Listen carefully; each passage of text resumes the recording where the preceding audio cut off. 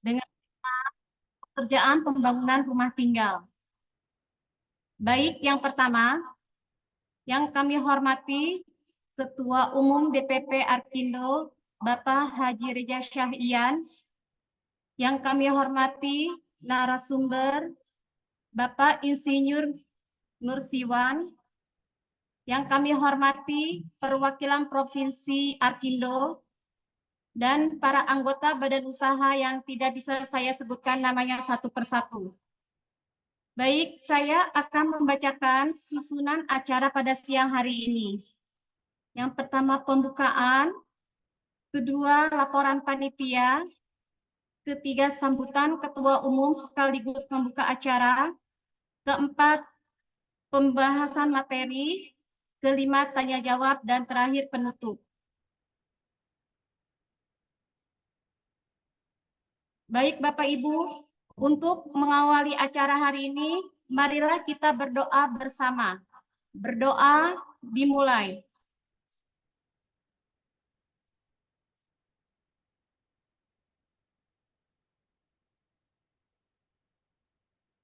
Berdoa selesai. Acara selanjutnya, laporan Ketua Panitia kepada Bapak Septian Budianto. Waktu dan ruang kami persilahkan. Terima kasih, Ibu MC. Assalamualaikum warahmatullahi wabarakatuh. Waalaikumsalam warahmatullahi wabarakatuh. Pertama-tama marilah kita ucapkan puji syukur kehadiran Allah Subhanahu wa Ta'ala yang telah memberi kesempatan dan kesehatan kepada kita, sehingga dengan nikmatnya kita dapat menghadiri acara FGD ini. Di samping itu juga kita ucapkan salawat dan salam kepada junjungan Nabi besar Muhammad SAW yang telah menyampaikan risalahnya kepada kita. Yang saya hormati Bapak Reza Syahyan, Ketua Umum Arkindo. Yang saya hormati Bapak Insinyur Dr. Andes Nursiwan selaku narasumber. Yang saya hormati perwakilan Arkindo dari provinsi, kabupaten, serta anggota Arkindo seluruh Indonesia.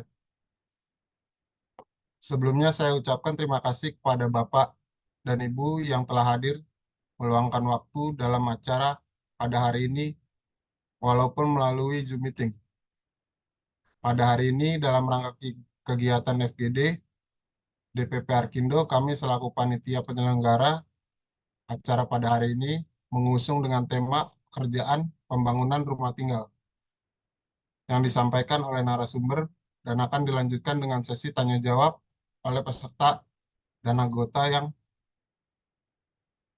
dibawakan oleh moderator sebanyak 27 orang. Demikian laporan dari kami. Sekali lagi terima kasih dan saya ucapkan mohon maaf bila ada salah-salah kata. Semoga kegiatan yang akan dilaksanakan ini berjalan dengan lancar. Akhir kata, wassalamualaikum warahmatullahi wabarakatuh. Waalaikumsalam warahmatullahi wabarakatuh. Baik Bapak Ibu, acara selanjutnya yaitu sambutan Ketua Umum sekaligus pembuka acara kepada Bapak Haji Reza Syahyan. Waktu, ruang, dan kami persilahkan. Baik, terima kasih kepada MC kita yang saya hormati Bapak Insinyur Nursiwan selaku narasumber pada hari ini, yang saya hormati para peserta perwakilan provinsi Arkindo se-Indonesia dan anggota Badan Usaha Arkindo. Assalamualaikum warahmatullahi wabarakatuh. Waalaikumsalam warahmatullahi wabarakatuh. Marilah bersama-sama kita panjatkan puji dan syukur kehadirat Allah Subhanahu wa Ta'ala. Di siang hari ini kita berkumpul bersama walaupun melalui Zoom meeting, tapi kita tetap bersahabat dalam acara ini, MPD ini dengan tema pembangunan rumah tinggal. Saya sangat berharap kepada para peserta untuk kiranya dapat mengikuti acara ini dengan semangat dan sampai selesai. Semoga nanti arahan atau presentasi dari narasumber kita dapat berguna dan bermanfaat untuk kita di lapangan sebagai pengusaha konstruksi.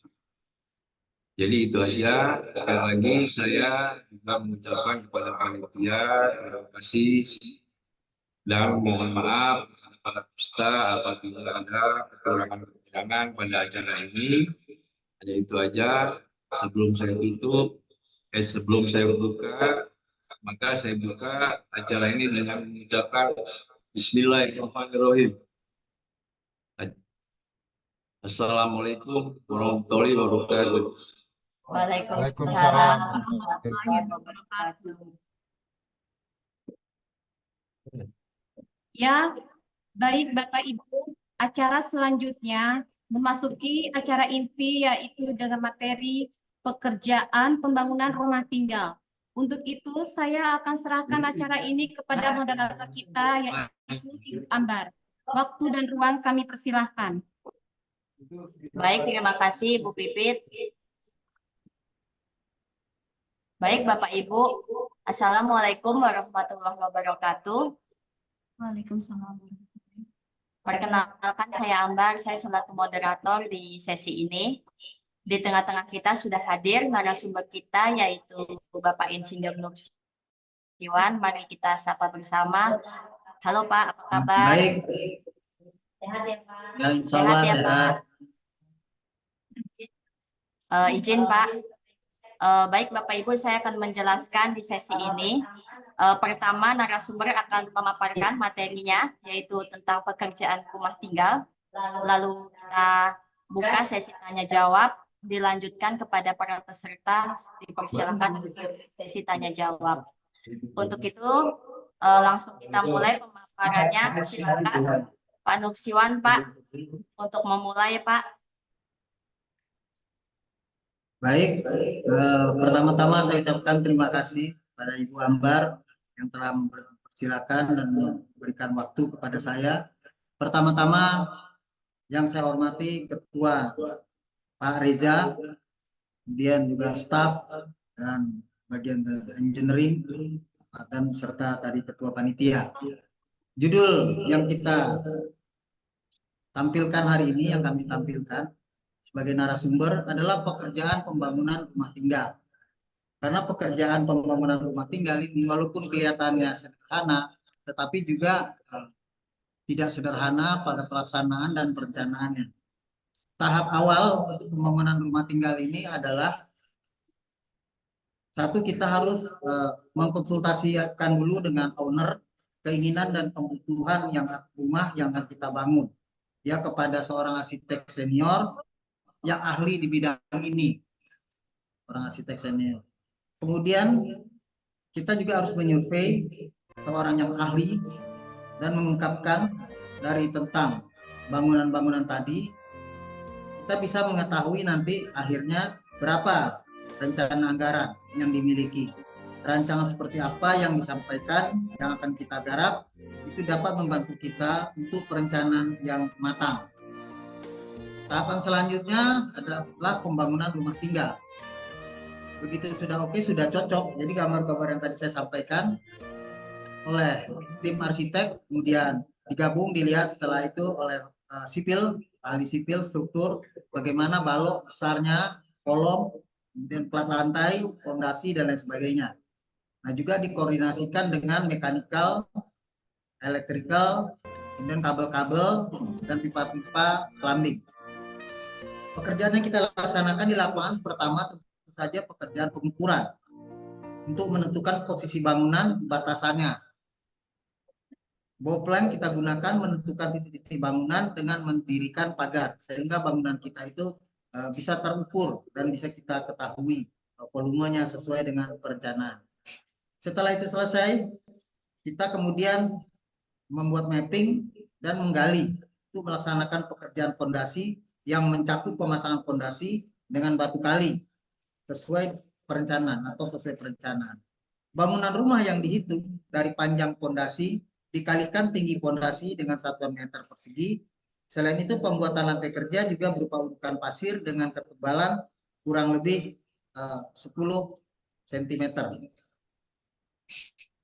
Anggaran dana atau budget yang akan keluar dan terpakai pembuatan rumah untuk pembelian material dan lain-lainnya. Jadi sebelumnya membuat rumah, pastikan sejumlah dananya harus siap. Dan lebih aman lagi ada safety untuk cadangan. Misalkan nanti ada perbedaan antara ukuran lapangan dan perencanaan, atau ada hal lain yang diingini daripada pemilik untuk misalnya menambah suatu luas ruangan, menambah kabel, atau menambah dan lain sebagainya yang diperlukan. Kemudian spesifikasi atau luas tanah yang akan dibangun.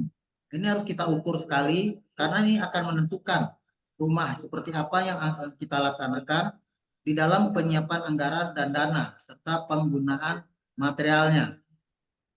Nah, spesifikasi atau luas tanah tadi yang saya sampaikan itu juga menentukan harga dari material dari bangunan, ya, karena itu menyangkut dengan gambar RKS dan spesifikasinya.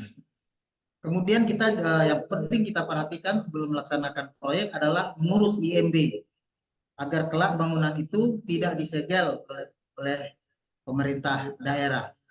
Karena pengurusan bangunan ini kalau kita bangun tanpa izin itu nanti akan terkena denda dan bangunan yang akan di-stop kemudian dibongkar. Jadi akan terjadi kerugian yang tidak kita inginkan bersama. Setelah itu kita juga harus memilih kontraktor yang tepat, yang memiliki pengalaman. Kontraktor ini adalah perusahaan yang memang sudah biasa membangun rumah.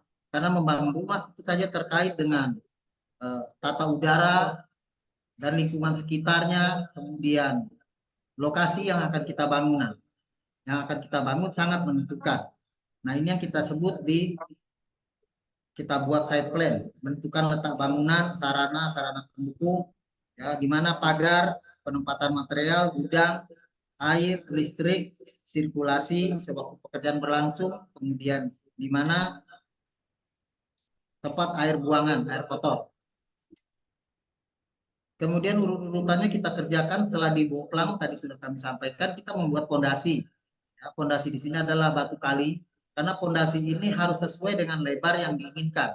Dan dia tadi disampaikan harus ada lapisan pasir di bawah fondasi itu untuk menjaga terjadi bila gempa akan terjadi pergeseran horizontal dan bangunan kita akan aman. Nah, setelah pekerjaan fondasi itu kita buat, kita ukur bagaimana apakah perlu batunya seperti apa, ya kita kembali ke RKS, apakah ada batu bulat, stamping dan lain sebagainya. Kemudian berikutnya adalah kita laksanakan setelah fondasi, tentu kita buat kolom-kolom untuk ke atas dan kita sambungkan juga sisi-sisinya dengan slope. Slope itu adalah beton yang kita ukurannya tertentu, biasanya standarnya bisa 15-15 atau 15-20 tergantung perhitungan dari beban. Karena beban P dibagi luas mengakibatkan tekanan pada tanah, nah itu akan menghasilkan suatu kekuatan pada konstruksi. Tapi biasanya sepintas kalau kita dari ini biasa di lapangan dipakai adalah diameter 4, ya, 12 mili itu 4 buah kiri kanan, kemudian dengan bevel ya diameter 10 jarak 15 cm. Tetapi kalau di dalam SNI 2847 tahun 2019 yang terbaru itu setiap bevel itu minimal 4 diameter 13. Tapi ini biasanya kita pakai pada bangunan-bangunan yang besar. Kemudian di situ juga kita buat pekerjaan dinding. Pekerjaan dinding itu bisa kita hitung. Yang kita letakkan di atas tadi slope. Ya, di atas slope itu diberikan besi sejarak 40 cm, 40 cm, gunanya untuk penyambungan pada kabel atau batu bata yang akan kita pasang. Kalau untuk kekuatan batu bata, sebenarnya itu lebih kuat, lebih aman dibandingkan kabel. Karena batu bata itu di dalam perhitungan struktur, kita hitung adalah 250 kg per meter persegi, sedangkan kabel itu hanya 125 sampai 130 kg per meter persegi. Nah, dinding-dinding ini juga kita buat berapa luas, misalnya contoh plester. Plester itu ya seluas itu dikalikan 2 ya, seluas dinding dikalikan 2, demikian juga aci. Jadi bisa kita hitung biaya. Kemudian juga bisa dibutuhkan contohnya berapa dinding kita meter persegi yang akan kita pasang keramiknya sesuai dengan RKS. Kemudian pemasang kusen di sisi tertentu untuk akses keluar masuk hawa udara. Kayu tersebut harus dilapisi dengan pelitur dan dicat agar awet. Lalu pekerjaan pemasangan kunci. Setelah ini selesai, baru kita pasang kunci dan handle pintu. Biasanya kusen-kusen ini kita hitung per unit. Nah, kusen-kusen ini harus berdiri tegak lurus ya, terhadap permukaan bumi, harus dilot sedemikian, tidak ada kemiringan-kemiringan, kemudian juga harus diberi perkuatannya sehingga tidak terjadi pelarian atau pengecilan daripada sudut-sudutnya yang nanti begitu dipasang pintunya sulit dibuka.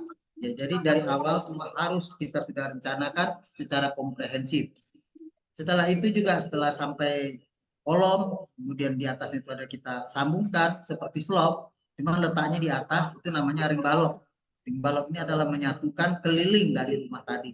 Jadi struktur itu sebenarnya kita hitung adalah 12 meter persegi, itu harus ada kolom praktis, balok praktis, karena ini akan menentukan rangka dari konstruksi itu sehingga kalau gempa dia aman. Misalnya luasnya 13 meter persegi, ya kita harus buat kolomnya.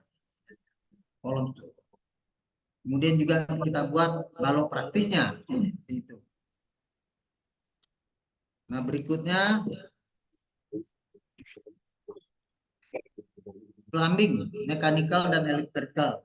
Nah, ini perlu kita buat, kita rencanakan sedemikian rupa, tetapi tadi pada saat pelaksanaan fondasi misalnya kolom itu harus kita buat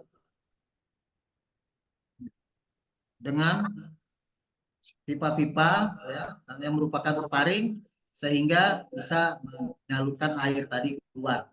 Nah, di dalam konstruksi misalnya di dalam kolom ada pipa-pipa, pipa itu harus sudah dihitung dulu apakah sudah kuat. Jadi jangan sampai berkurang dia karena pipa. Ya, jadi kekuatan beton itu yang ada, yang dia pikul, yaitu luas penampang beton dikalikan 1/4 VD kuadrat. Nah, itulah luasnya dikalikan tegangan izin beton kali 0,85 misalnya. Itu kita membuat. Kemudian juga bisa pemanas air, keran, jaringan kabel, listrik, kotak-kotak sekring, saklar, dan titik-titik lampu penerangan. Nah, kita lihat apakah inbow atau exbow. Tetapi kita pilih di dalam perencanaannya yang supaya nanti mudah di saat melakukan perawatan. Setelah itu kita laksanakan finishing. Finishing ini adalah pekerjaan yang lama dilaksanakan, biayanya besar tetapi lama karena kerjanya itu bukan hitungan per meter persegi, tetapi harian hitungnya. Jadi biasanya di proyek-proyek itu harian. Jadi begitu proyek sudah dibangun struktur dan lain-lainnya, nah finishing ini termasuk pekerjaan yang lama tetapi memerlukan ketelitian. Artinya pekerjaannya harus orang yang ahli, ya, memiliki sertifikat atau SKT sesuai dengan program-program yang disampaikan oleh pemerintah. Kemudian ada juga pekerjaan tambahan. Pekerjaan tambahan ini tergantung dari permintaan si pemilik rumah. Misalkan agar rumah dipasang pagar, pembuatan kanopi dan lain sebagainya. Nah, ini juga pembuatan ini juga harus, misalnya kanopi harus dikoordinasikan dengan ahli struktur, ya, sehingga jangan nanti gempa atau ada hujan lebat dia ambruk, ya, karena 10 dari pemasangan jaringan itu 6-nya ambruk atau 5-nya karena yang memasangnya bukan orang ahli teknik struktur, mereka orang dari sales, tidak bisa menghitung. Kalau orang teknik kan dia bisa menghitung gaya-gaya segitiga, bisa dengan secara grafis, ya, secara analitis, ya, dengan perhitungan-perhitungan Cremona dan lain sebagainya. Nah, demikian juga ada tambahan misalnya taman dan lain. Nah, itu juga waktu dibuat harus dipakai volume-volume untuk pembayaran karena belum termasuk di dalam pekerjaan. Nah, itulah yang dapat saya sampaikan mengenai pembangunan rumah. Ya, rumah ini bisa rumah biasa, bisa rumah sedang atau menengah ke atas. Semuanya prinsipnya sama, strukturnya juga seperti itu.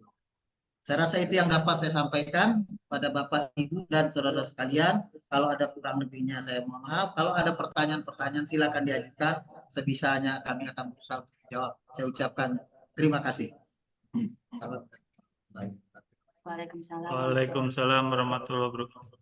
Baik, terima kasih Pak Nursiwan atas paparannya Pak. Izin Pak, saya untuk membuka sesi tanya jawab Pak.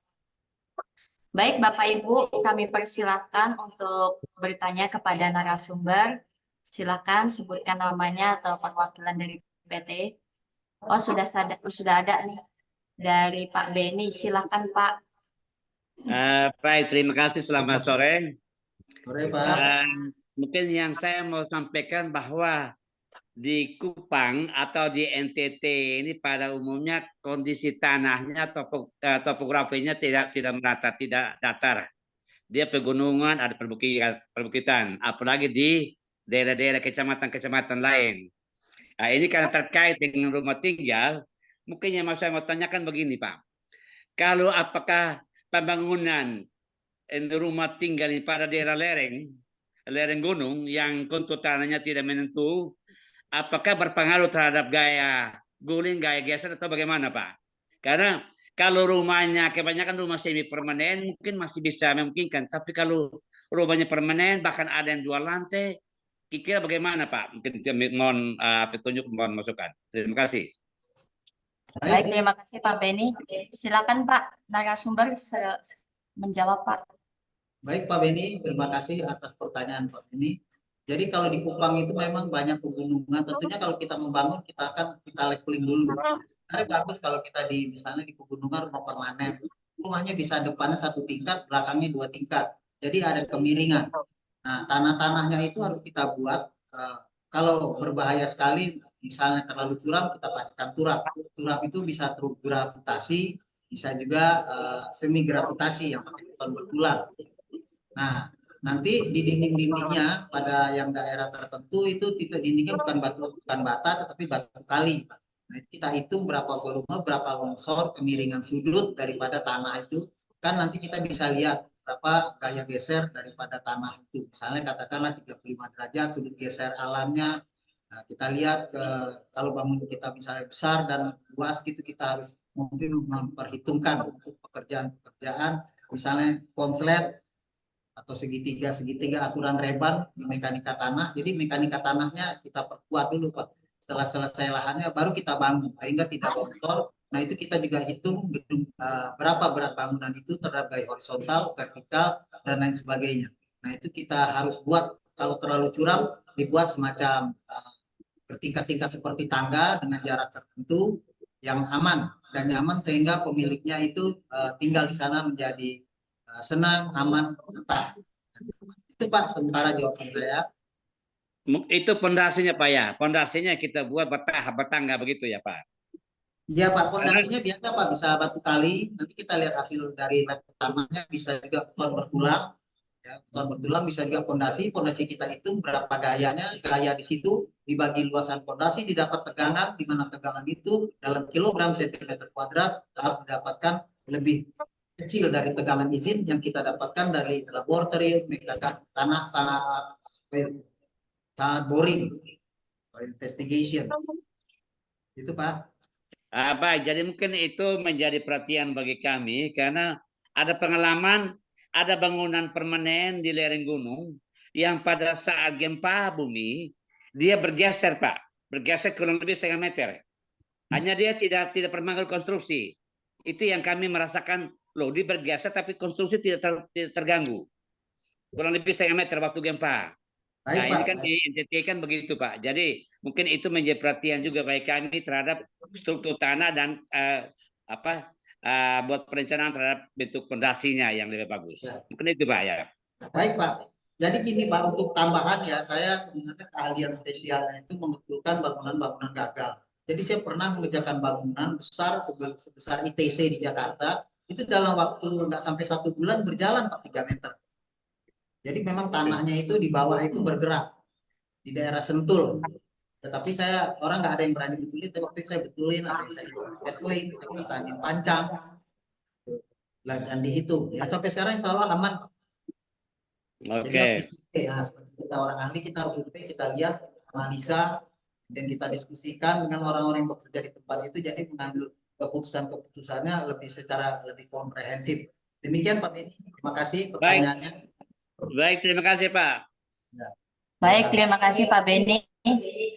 Mbak, Mengingatkan kembali kepada para peserta untuk mengisi absen Bapak Ibu. izin Mbak, Pertanyaan. izin Mbak, tanya Mbak izin, Ya, silakan Pak. izin Mbak ya, Ya Pak. ya. Makasih Mbak. Pak Rizwan, Ya, sampai Pak. jumpa, sehat Pak. Ya, insya Allah Pak. Pak, di sini saya sedikit bertanya Pak, masalah yang apa sampai sekarang kan saya masih bikin bertanya Pak, masalah lantai kerja itu Pak. Lantai kerja itu kan tadi informasi dari Bapak kan 10 cm. Nah, terus saya kan rata-rata bangun rumah di tanah uruk Pak, tanah uruk. Terus kan pondasi atau slope itu rata-rata kan distemper Pak ya. Buat ketemu CBR-nya distemper biar padat ya Pak ya. Kira-kira pengalaman Bapak dengan ketebalan 10 cm itu berarti kan tidak ada pemadatan lagi. Bisa bergeser nggak tekanan itu Pak? Kira-kira Pak? Baik Pak, jadi begini, di dalam membangun fondasi, pertama yang kita laksanakan itu saya memakai pasir 10 cm, kemudian baru lem konkrit. Sebutnya lem konkrit itu adalah lantai kerja. Nah, lantai kerja ini gunanya adalah untuk membersih. Jadi kalau kita bekerja, itu besi-besi kita bersih dan dipakai beton backing, Pak. Supaya terhindar dari genangan air, dan beton itu ada bawahnya, itu tidak masuk air, tidak terjadi koresi seperti V2 atau 3. Gitu. Nah, kalau soal pemadatan itu kita padatkan, ya bagus Pak. Tapi kan yang mendukung kekuatan itu sebenarnya kan pondasi yang perlu padat.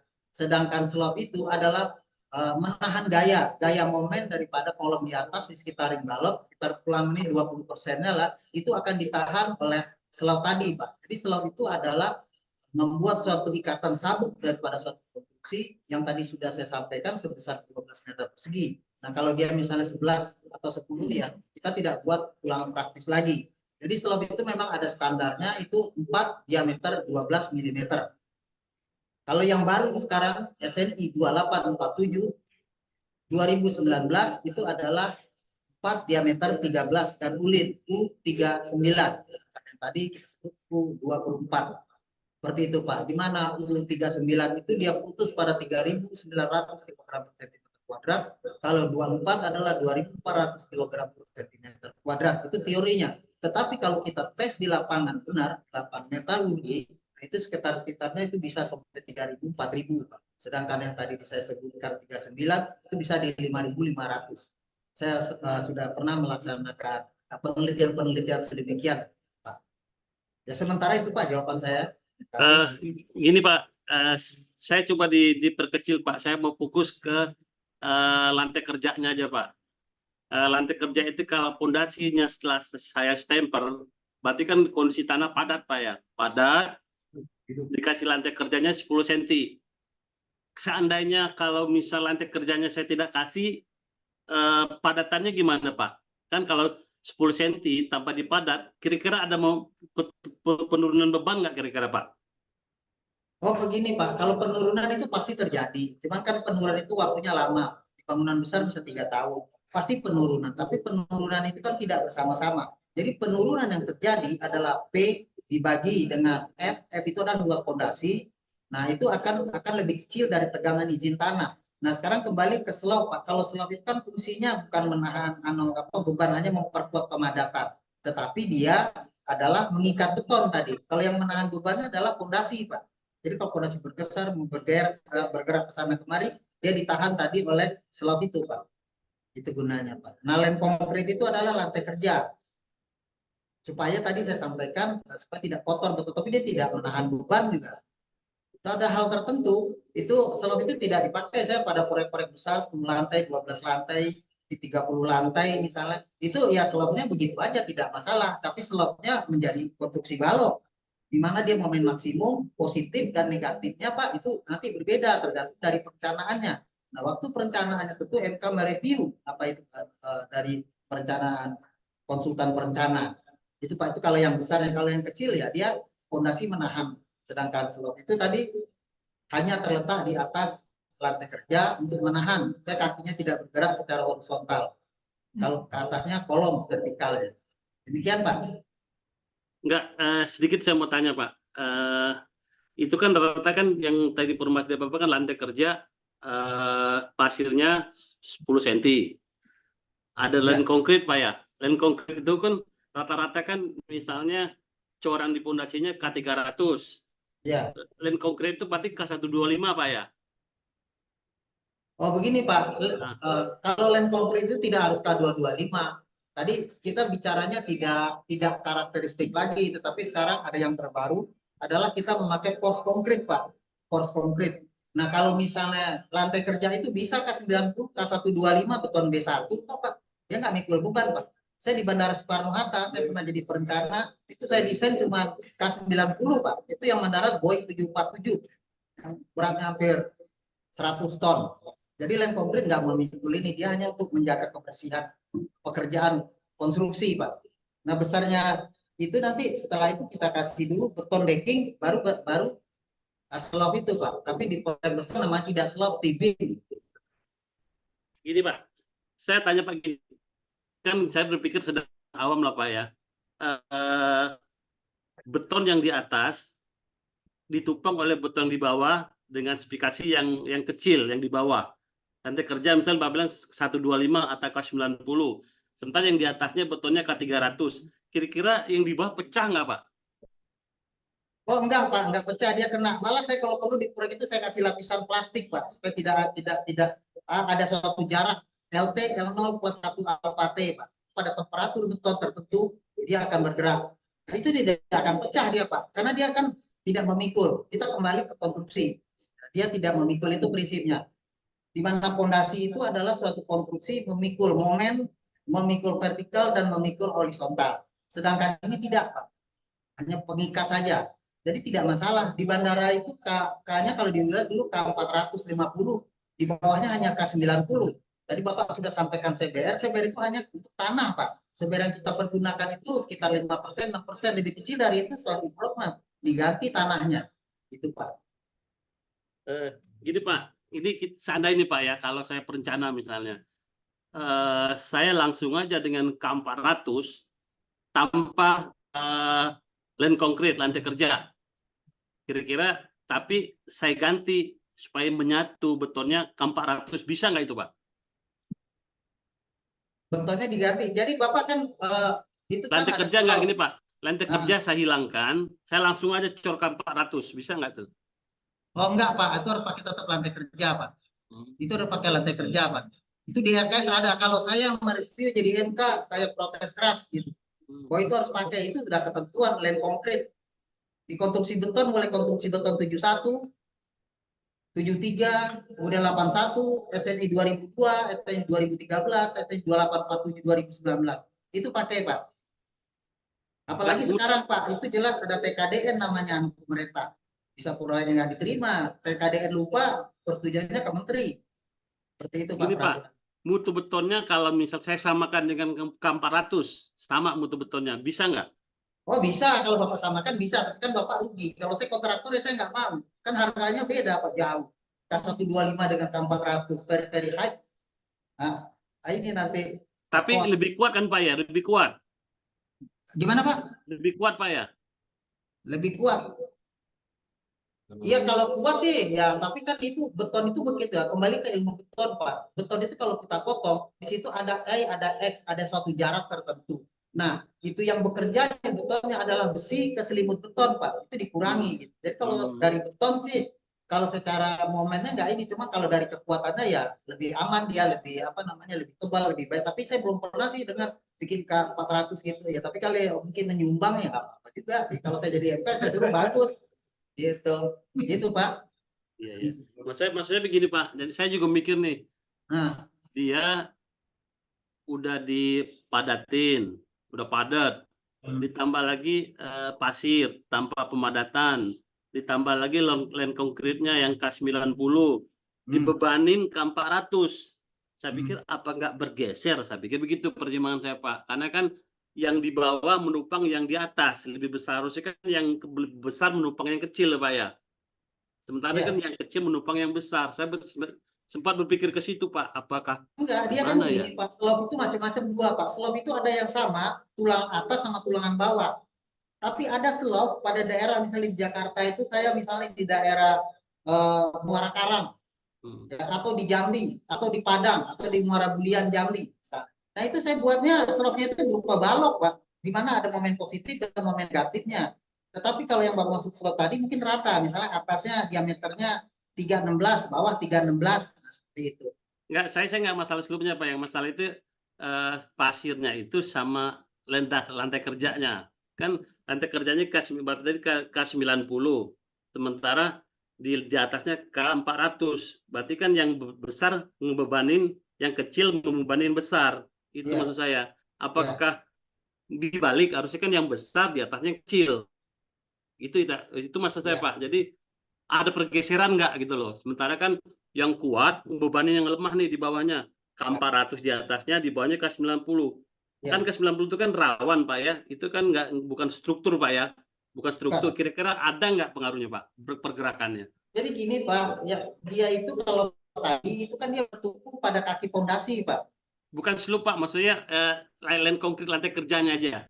Lantai kerja hanya untuk kerja aja Pak, untuk ini supaya nggak kotor, Kalau pasir itu adalah kalau gempa dia bergeser Pak, ada pasir itu gempa dia bergeser gitu.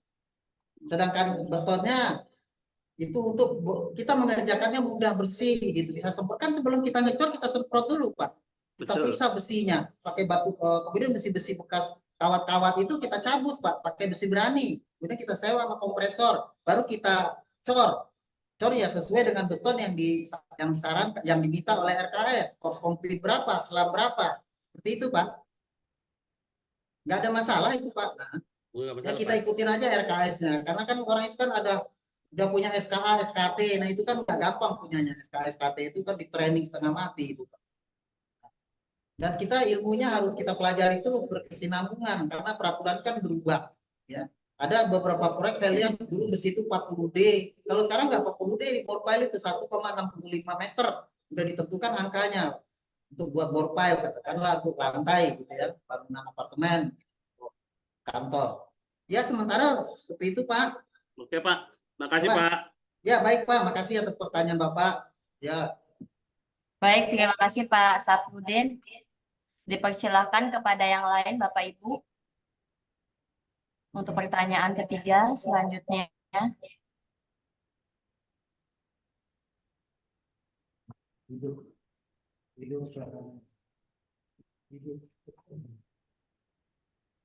Silakan kalau ada pertanyaan lagi.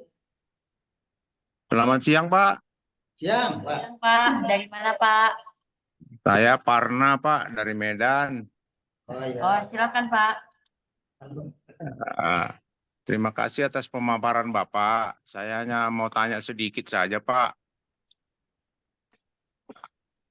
Apakah setiap membangun sebuah rumah tinggal atau bangunan apapun, wajibkah kita lakukan sondir tanah untuk mendapatkan kekuatan daya dukung tanah yang dibutuhkan pada bangunan yang akan kita bangun? Mohon penjelasan, Pak. Baik, Pak. Terima kasih atas pertanyaan Bapak. Jadi setiap membangun kita wajib Pak melaksanakan, sebagai orang teknik kita itu wajib melaksanakan sondir dan boring. Karena kita misalnya sebagai orang profesional kita desain misalnya tanpa ada sondir dan boring, itu ternyata bangunannya retak atau rusak atau runtuh menimpa orang terjadi korban, itu jadi masalah pidana. Kita rencanakan tidak pakai prosedur yang ada. Jadi setiap orang teknik harus pakai.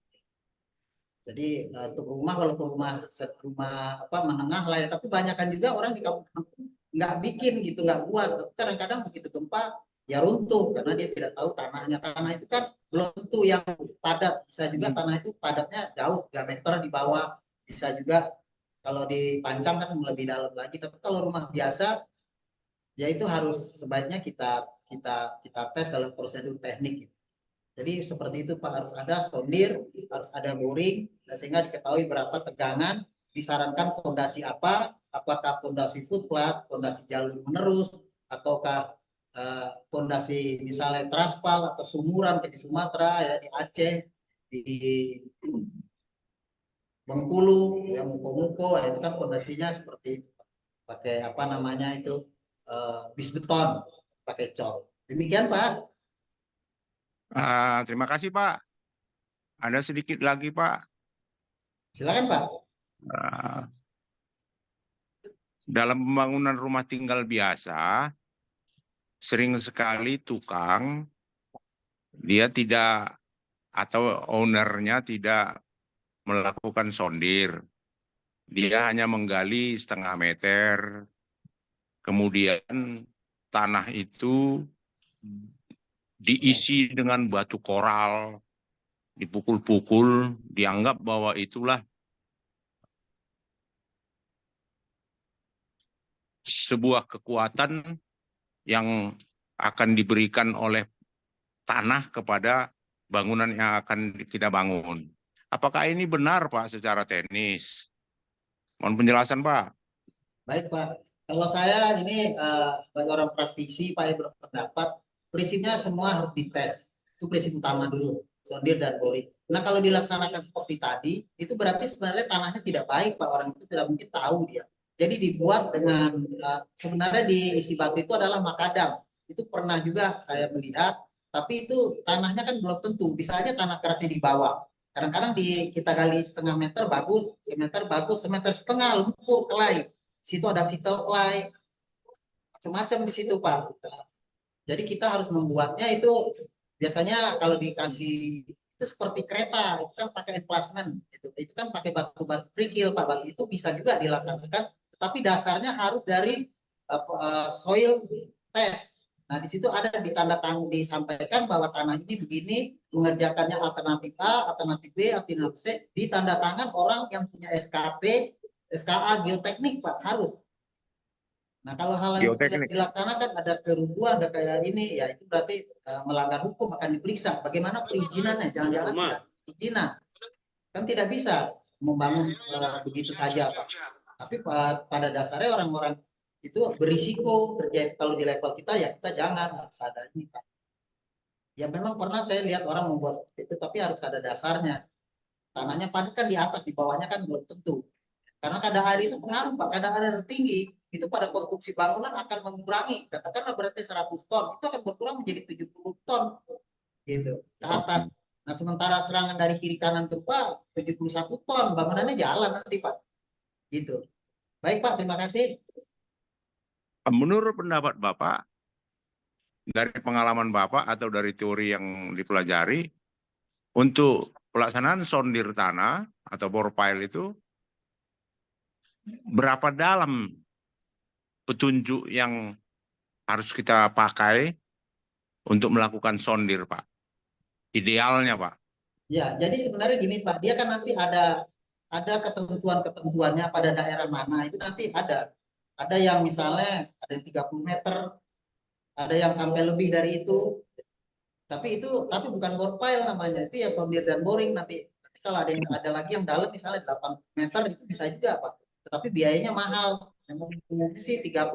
Nanti diketahui berapa tanah itu, bagaimana dia, porositasnya berapa, angka porinya berapa Nah, kemudian berapa daya dukungnya, aktifnya berapa, tangan kuadrat plus 45 derajat plus V per 2. Nah itu kita lihat apakah lambda aktif kali lambda pasif sama dengan 1. Nah itu kita harus cek benar-benar, sehingga nanti kalau bore pile itu adalah jenis fondasi, ya misalnya 30 meter kita gali, 40 meter, Nah, itu baru kita gali, kita masukkan dengan alat-alat berat dan kalau ini juga harus dites. Jadi begini Pak, semua pondasi ya pada pekerjaan pondasi tanah dalam itu harus dites. Karena ilmu mekanika teknik, ilmu mekanika tanah dan ilmu teknik rekayasa pondasi adalah suatu ilmu. Dan dalam pelaksanaannya di lapangan harus dites. Apakah pakai macam-macam pengetesannya, PDA test, Pentelite, dan lain sebagainya. Gitu Pak. Kalau untuk bangunan rumah tinggal seperti yang Bapak terangkan tadi, Ya. 1 lantai atau 2 lantai, ruko 2 lantai, berapa meter sondir yang harus kita lakukan, Pak? Ya, Biasanya. Standar aja Pak itu 30 meter dia kan ada 2 sondir dan boring. Nah, nanti di situ ada standarnya, tapi kalau boringnya itu 30 meter Pak. Hanya untuk bangunan ruko 2 tingkat perlu sampai 30 meter, Pak? Itu nanti tergantung ini Pak, itu kan biaya lagi Pak. Kalau Bapak mau 15 meter misalnya bisa juga lebih murah dia. Kalau aman kita ya kalau 5 meter, Pak? Berapa? 5 meter? 5 meter kurang yakin saya Pak, kalau saya sih paling nggak 15 atau 10 lah minimal. Kalau boringnya 30 tetap Pak. Itu ada standar SOP-nya nanti Pak, di dalam SNI-nya nanti itu orang ahli geoteknik dari lab. Nanti dia ada standar-standarnya dan tergantung harga juga nanti Pak. Iya. Jadi minimal 10 itu Pak ya, 10 Ya meter. 10 lah Pak ya. Kalau rumah-rumah biasa kan. Iya. Kalau yang pakai mahal itu nanti kemahalan biayanya. Iya. Ya itu Pak. Baik Pak, terima kasih Pak. Baik Pak, terima kasih saya atas pertanyaan Bapak. Terima kasih. Iya Pak. Ya baik, terima kasih Pak Parna. Makasih. Bapak Ibu. Itu Apakah Mbak masih ada Ambar, pertanyaan? mau tanya. Ya silakan Pak. Diskusi dengan Pak Nursiwan. Ya. Oke, assalamualaikum warahmatullahi wabarakatuh Pak Nursiwan. Waalaikumsalam warahmatullahi wabarakatuh. Kita bukan mau bertanya nih, mau sharing nih Pak Nursiwan. Saya bukan ahlinya nih, kebetulan bagaimana caranya pada setiap item pekerjaan yang diperlukan harus melaksanakan commission test. Kira-kira bagaimana Pak Nursiwan?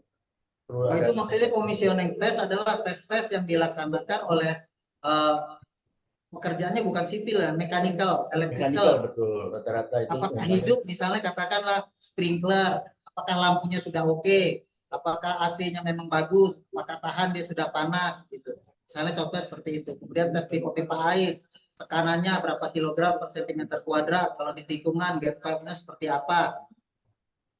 Itu Pak. Jadi harus dites semua. Nah, tesnya harus ada berita acara. Itu nanti diserahkan. Itu udah biasanya udah mau terakhir gitu diserahkan. Kemudian ada bagus atau tidak, perlu defectless atau tidak, kapan selesainya. Baru ditandatangan oleh itu sudah 100%. Itu Pak. Tambah sedikit lagi boleh Pak Nursiwan? Silakan Pak, silakan. Ini tadi saya mengikuti masalah, tadi mungkin ada pertanyaan dari Pak siapa tadi ya? Pak Nade kalau salah ya. Masalah kolom Pak yang umumnya kita sedang bangun. Dengar nggak Pak? Dengar Pak, dengar ya. Kita sesuai kolom yang ada, setelah itu akan mengadakan penambahan itu tingkat gedung bangunan akan ditambah lagi dengan 2 atau 3 lantai. Apakah perlu untuk fondasi ditambah lagi untuk untuk ininya ya, kalau kita dulu sekarang peninggiannya rata-rata pakai bondek Pak ya. Ya Pak Nursiwan. Ya Pak. Silakan Pak. Perlu ditambah kedalaman kira-kira untuk fondasinya Pak. Kan bangunan sudah jadi berapa lantai misalnya Pak? Umumnya ditambah jadi 2 lantai Pak. Jadi gini Pak. Tentu kita kalau prinsipnya kita lihat ya Pak, bangunan ini apakah memang sesuai dengan perencanaannya untuk 5 lantai. Tapi kalau perencanaannya 2 lantai kita tambah, itu berbahaya menambah beban namanya Pak. Karena di desainnya juga 2 lantai ya 3 lantai dia tidak mampu. Tetapi kadang-kadang ada orang diakal-akalin ya, misalnya di atas buat gudang. Nah, itu kita harus cek lagi pondasinya, Pak. Apakah benar-benar kuat dalamnya, ya. Mungkin kita harus melihat gambar yang dulunya. Nah, misalnya asbil drawingnya bagaimana, apakah betul, kemudian kita mengatur ke penelitian, apakah benar pondasinya sesuai yang asbil drawing atau tidak. Kalau tidak, berapa? Apakah mungkin bisa 3 lantai, atau jangan-jangan cuma selantai, atau katakanlah, wah ini nggak bisa, ini udah pas-pasan gitu ya. Tapi saya pengalaman begini, Pak. Saya pernah bikin gedung di pemerintah itu 3 lantai, minta dinaikin jadi 11 lantai. Ya saya naikin, Pak. Cuma pondasinya bukan pondasi yang lama, pondasi baru. Sehingga prinsipnya beban yang lama itu tidak memikul beban yang baru, dan harus ada jarak antara pilkap dengan pilkap sehingga tidak terjadi nanti negative friction, dukungan dari masing-masing pondasi kemudian menimbulkan erection. Nah, itu berbahaya, Pak. Bisa bangunannya miring, malah bisa rubuh gitu. Jadi harus dilihat perencanaannya awal. Tapi kalau walaupun pelkapnya dirubah, Pak ya. Kenapa, Pak? Walaupun pelkapnya dirubah tetap aja berbahaya. Iya, kita harus lihat, harus dianalisa lagi, Pak, oleh orang-orang ahli. Betonnya kita cek berapa kilogram sentimeter atau FC-nya, besinya bagaimana, bisa kita cek. Saya pernah melaksanakan gitu pada beberapa proyek pemerintah itu, yaitu dari besinya momennya sekian, ketahuan apa masih kuat tahan atau tidak gitu ya. Itu kita harus cek sama semua, Pak, dengan perhitungan-perhitungan. Itu, Pak. Terima kasih, Pak Nursiwan. Baik, Pak. Assalamualaikum warahmatullahi wabarakatuh. Waalaikumsalam warahmatullahi wabarakatuh. Ya, baik, Bapak Ibu, silakan. Bu Ambar. Ya, Pak. Saya ada tanya sedikit dengan Pak Nursiwan. Dari mana, Pak? Pak Parna. Oh, Pak Parna. Ya, Pak. Pak Nursiwan. Ya, Pak. Tadi Bapak barusan menjelaskan jika ada bangunan 2 lantai dijadikan 11 lantai. Dengan catatan tiang pancangnya yang berbeda. Ya. Nah, tadi pelkap yang bangunan lama ada berjarak dengan pelkap bangunan baru. Itu jaraknya Bapak bilang kan harus ada berjarak. Berapa meter itu jarak idealnya, Pak, menurut standarnya? Baik, Pak. Yang saya ambil adalah tiang pancang atau bore pile ya, Bapak, itu bersih, jaraknya bersih sehingga tidak ada negative friction. Ya 1,5 meter itu clear, Pak. 1,5 clear. Bukan pilkap, pancang sama pancang, Pak, atau bore pile dengan bore pile. Oke, bore pile dengan bore pile 1,5 meter. Ya. Bersih minimal. Ya. Boleh kalau 2 bisa bagus. Ya. Oke. Itu aja, Pak, mau tanya, Pak. Terima kasih, Pak. Itu saya kerjakan di Lemhanas, Pak, 4 tahun yang lalu. Nah, kebetulan Gubernur Lemhanas Profesor Budi Susilo, bekas teman saya sama-sama dosen 90. Jadi ya ngobrolnya ya beliau ahli tanah juga. Baik, Pak. Nah, terima kasih, Pak. Terima kasih, Pak Nursiwan. Ya. Baik, terima kasih Pak Parna. Baik, Bapak Ibu, masih ada pertanyaan tidak?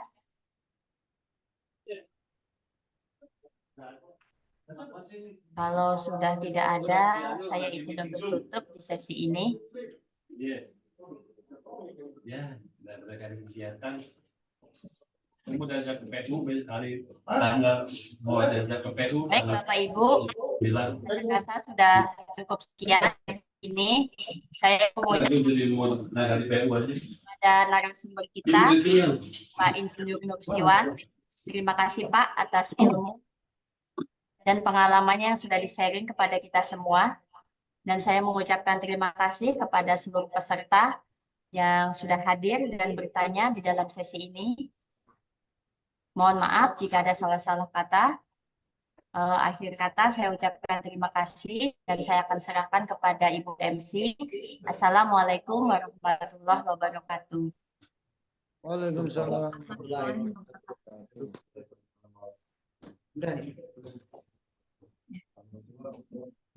Baik, terima kasih kepada Ibu Ambar sebagai moderator kita siang hari ini. Baik, Bapak Ibu, terima kasih. Acara selanjutnya yaitu penutupan kepada Bapak Haji Reja Sahian. Waktu dan ruang kami persilahkan.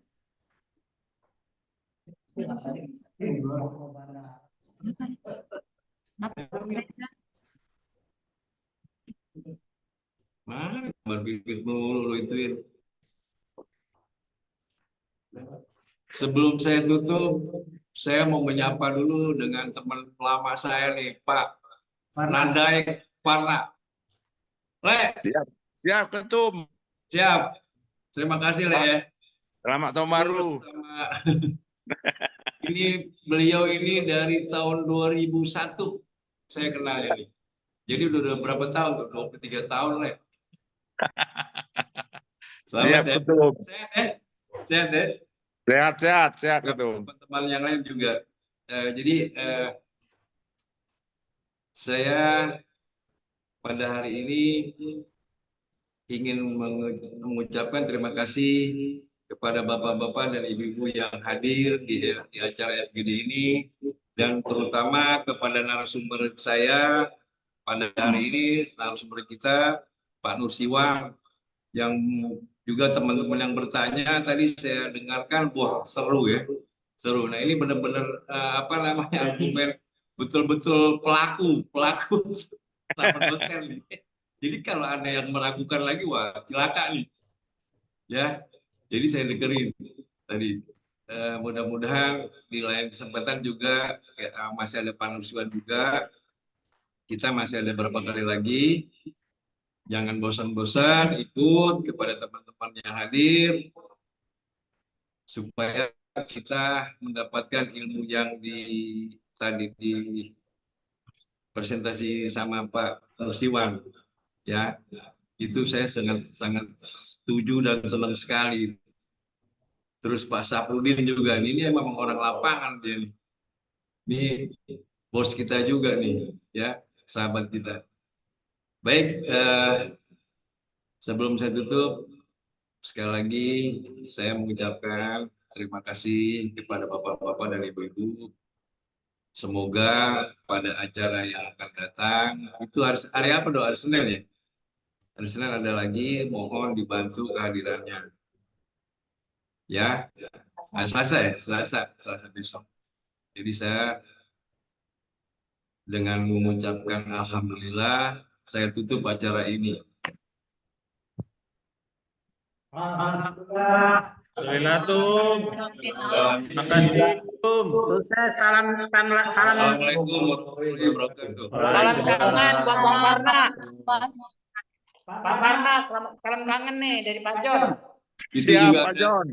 orang Sumut banyak nih hari ini nih. Ada Pak Kapan Sumut, kita ini lagi nih keliling Danau Toba? Baik, Bapak Ibu, mohon maaf yang untuk belum mengisi absensinya, tolong diisi sebelum kita mengakhiri acara ini.